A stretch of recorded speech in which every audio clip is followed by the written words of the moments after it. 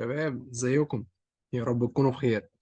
هنحل مع بعض النهارده موديل اكزام نمبر 3. كنا حلينا مع بعض موديل اكزام 1 و2.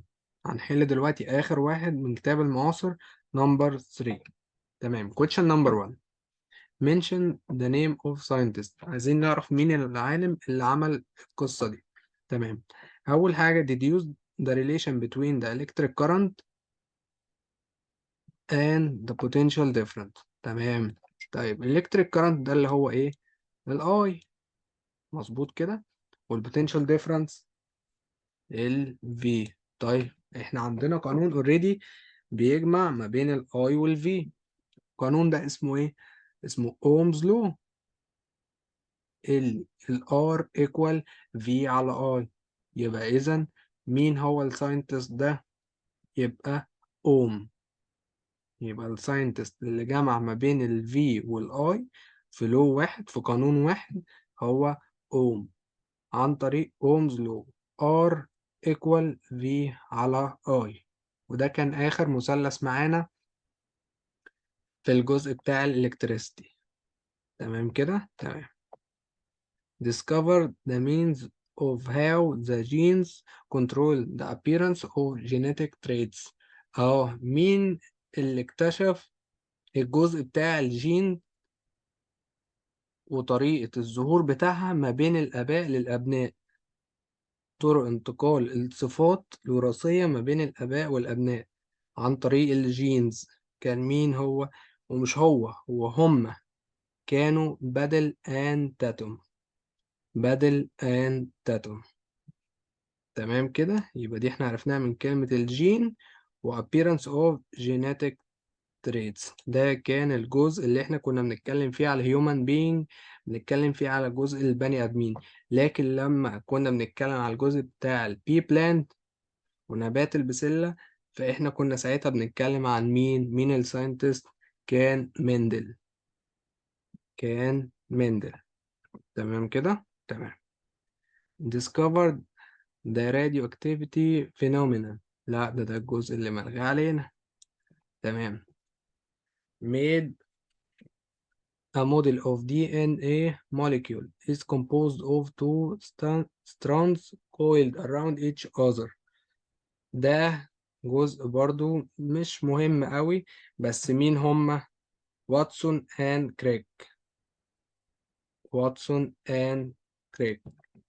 تمام. نخش على السؤال اللي بعده. The change in concentration of reactant and resultant in unit time is known as. السؤال ده من الأسئلة اللي اتكررت كتير قوي في الامتحانات في الفترة الأخيرة، فده very important. ده very important. طيب. The change in the concentration of reactant and resultant in unit time is known as the speed of the reaction أو the rate of the reaction. الاتنين صح. السؤال ده دايما بيجي يا complete يا true or false يا scientific term.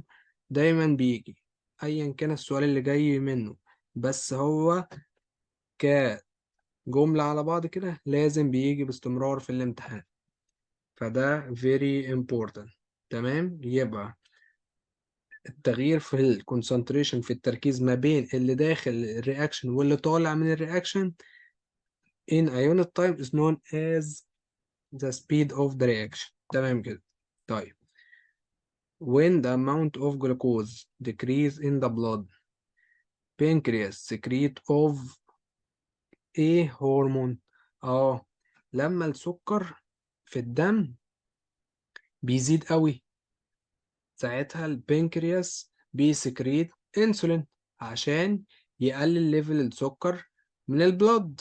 تمام. طيب لو اوريدي ليفل السكر، ليفل الشوجر في البلد قليل، بيسكريت ايه بقى البنكرياس ساعتها؟ الجلوكاجون. الجلوكاجون هرمون.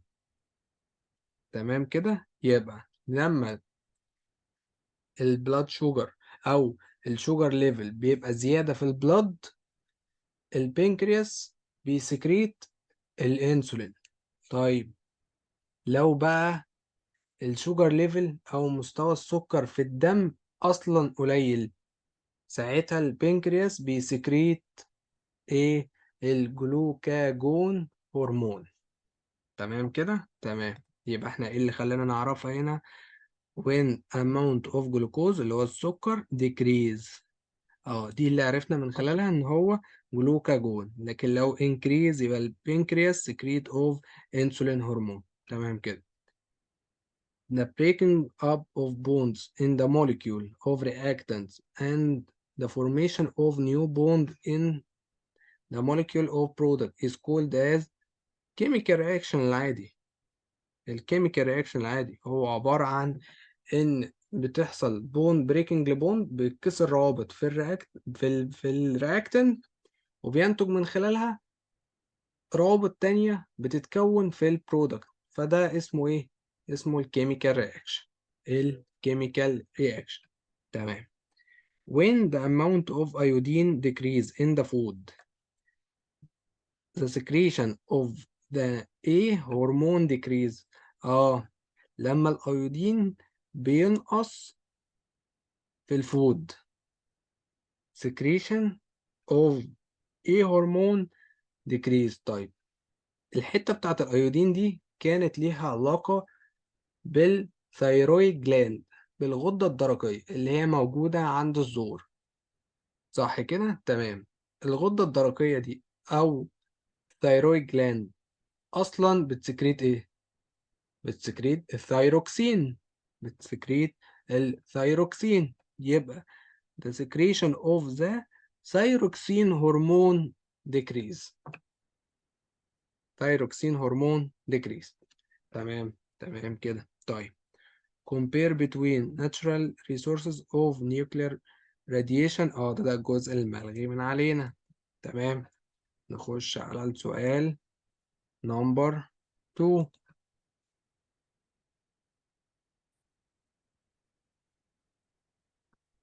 correct the underline words. Oxidation is a chemical process in which an atom gain one electron or more. احنا مش عايزين نحفظ، احنا عايزين نبقى فاهمين عشان لو غير صيغة السؤال نبقى فاهمين هنتحرك ازاي. تمام. احنا اتفقنا حصل ايه هنا؟ gain one electron يعني الالكترونز عددها زاد. صح؟ تمام.